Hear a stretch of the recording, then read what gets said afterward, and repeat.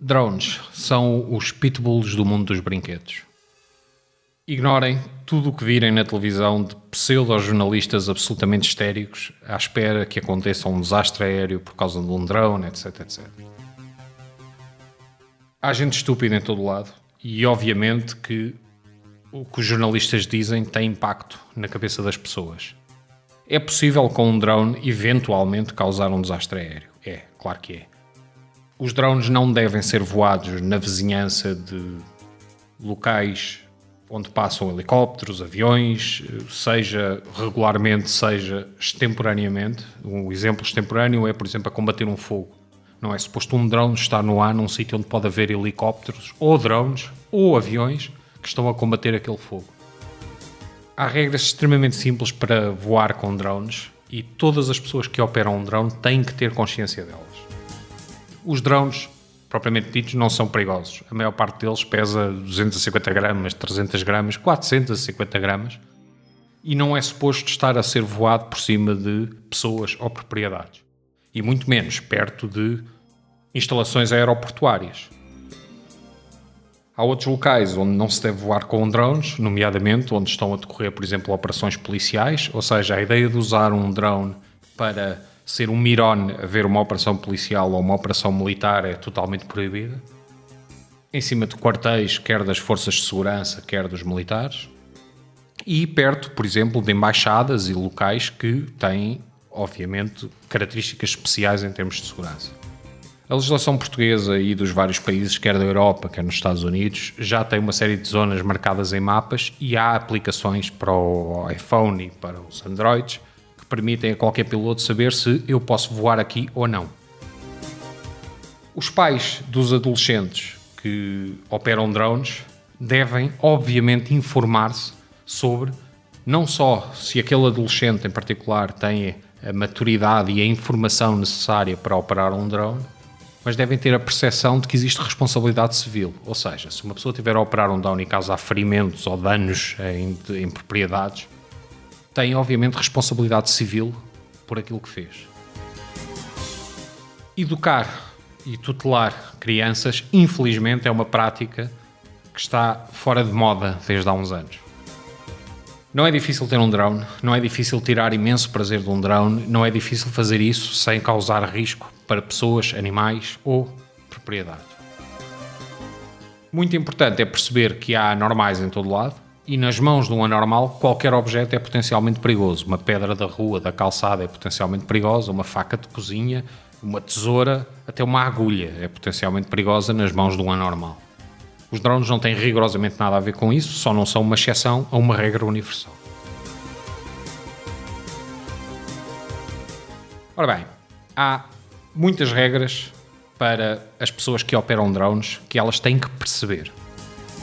Topo da lista. Quando se está a voar um drone, deve-se ter sempre linha de vista com o drone. Isto não significa que de vez em quando as pessoas, porque apanham com o sol de frente, ou seja lá o que for, não percam a visão do drone, mas devem, obviamente, manter o drone sempre em linha de vista. Nos drones que não têm GPS e, portanto, são operados de forma totalmente manual, esta regra ainda é mais importante. Está totalmente fora de questão uma pessoa que está, por exemplo, a operar um drone com FPV, First Person View, ou seja, está a ver aquilo que o drone vê através da sua câmara, não ter linha de vista para o drone. O que é que isto quer dizer? Quer dizer que apesar da pessoa ver aquilo que o drone vê, é muitíssimo importante que esteja num campo aberto em que não haja pessoas nem propriedades de pessoas, por exemplo, carros, e a pessoa possa operar o drone sabendo que, eventualmente, se chocar, está a chocar com o chão ou com uma árvore, seja lá o que for, mas não com propriedades de outras pessoas e não contra outras pessoas. Esses drones, que são os drones de corrida, são particularmente complexos de operar e as pessoas precisam de treinar isto em locais onde não possam causar danos. Não ultrapassar os 120 metros de altitude. Regra de base é o limite da legislação portuguesa, não há motivo nenhum para voar mais alto que os 120 metros com um drone. Evitar sempre voar por cima de multidões ou sequer perto de pessoas, particularmente quando se está a voar baixinho, por exemplo em cima de um jardim que tenha meia dúzia de pessoas, não ir para perto de pessoas. Ou se está bastante alto, e tudo bem, ou se estamos perto de pessoas, evitá-las. Portanto, tirar dali o drone, subindo, por exemplo, ou afastando-nos para um dos lados. Se aparecer uma aeronave tripulada, estamos a falar de um helicóptero ou de um avião, imediatamente aterrar o drone. É absolutamente fundamental e é de lei. Em Portugal não se pode voar com drones de noite. Depois das regras simples, existem umas quantas regras que é muitíssimo importante os pilotos de drones estarem informados sobre elas. Nomeadamente, saberem que não podem voar na proximidade de infraestruturas aeronáuticas. Não são só aeroportos, estamos a falar, por exemplo, de heliportos que estão em hospitais, em todos os locais em que possa potencialmente haver infraestruturas para aviões e helicópteros, os drones não devem voar nunca próximo. Prisões, zonas militares, quartéis estão totalmente off-limits para os drones civis. Embaixadas e consulados, obviamente, bem como edifícios onde estejam órgãos de soberania. Portanto, fazer filmagens da Assembleia da República é totalmente proibido, bem como qualquer edifício onde esteja, por exemplo, um ministério instalado. Existem uma série de zonas reservadas por lei e a obrigação das pessoas é conhecer a lei, portanto, saber que zonas são essas.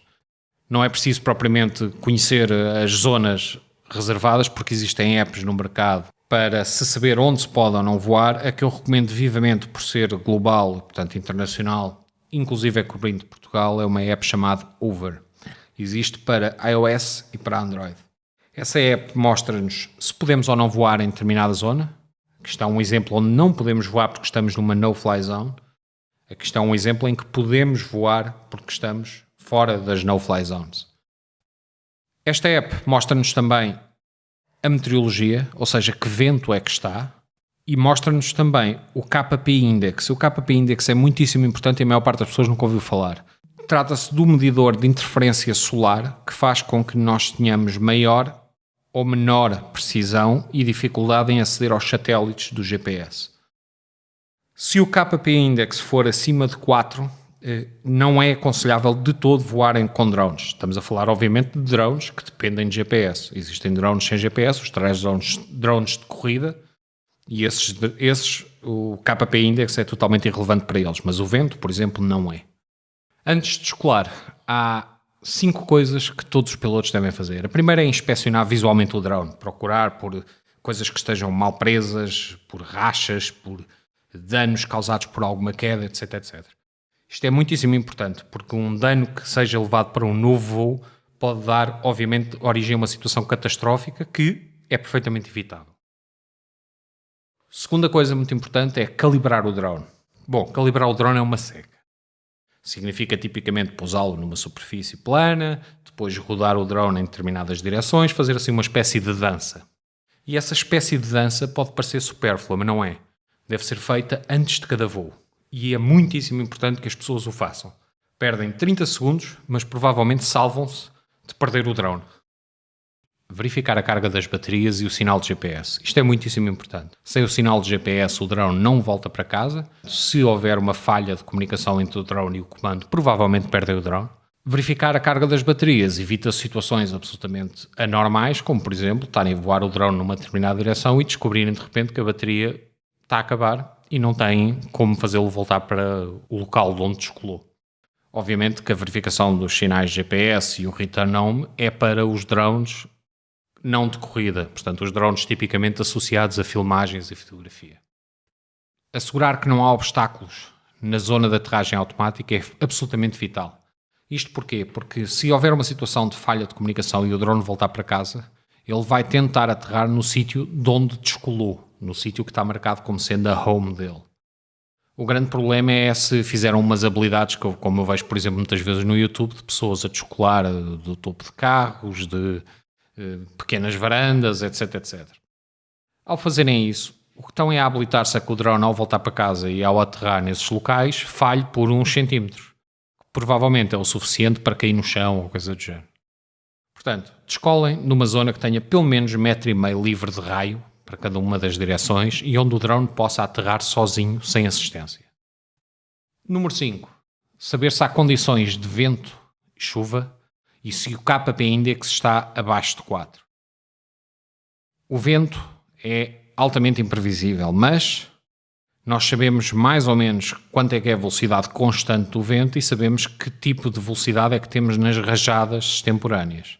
É muitíssimo importante perceber qual é o limite de cada drone e nunca voar quando o vento potencialmente tem rajadas superiores a esse limite.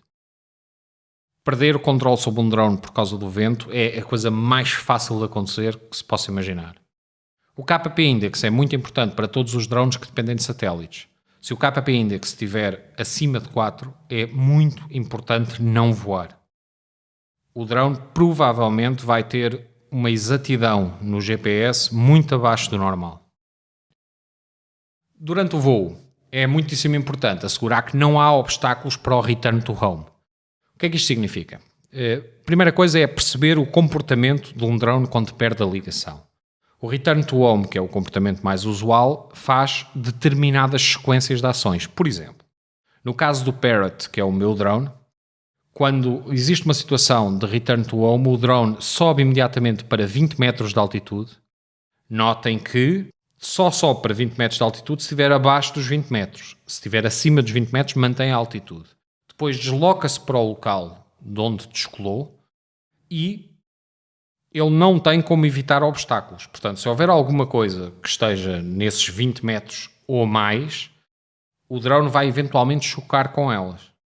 E é muito importante que é perceber que é 20 metros relativamente ao ponto de onde descolou. Por exemplo, se vocês estiverem a voar ao lado de uma encosta de uma montanha e se perderem de repente o contacto e se houver árvores nessa encosta da montanha, podem essas árvores estar bem acima dos 20 metros que o drone vai tentar atingir caso esteja abaixo deles.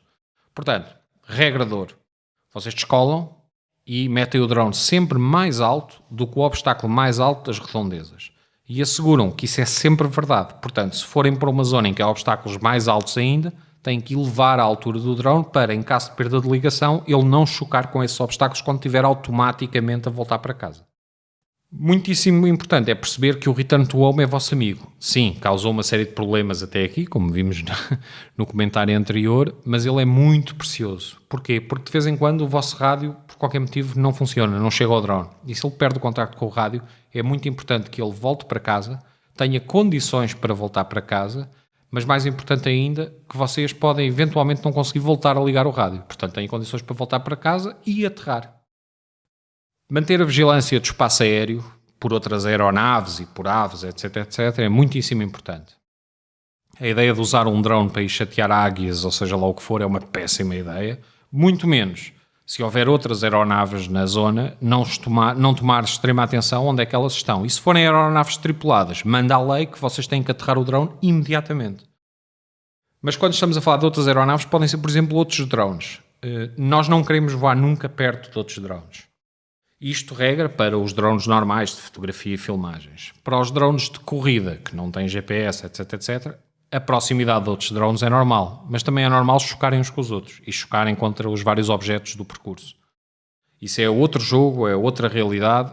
Para a maior parte das pessoas, se um drone está a voar, nós temos de ter a percepção para onde é que ele está a ir, o que é que está a fazer, e o nosso drone não deve estar, tanto quanto possível, sequer perto dele.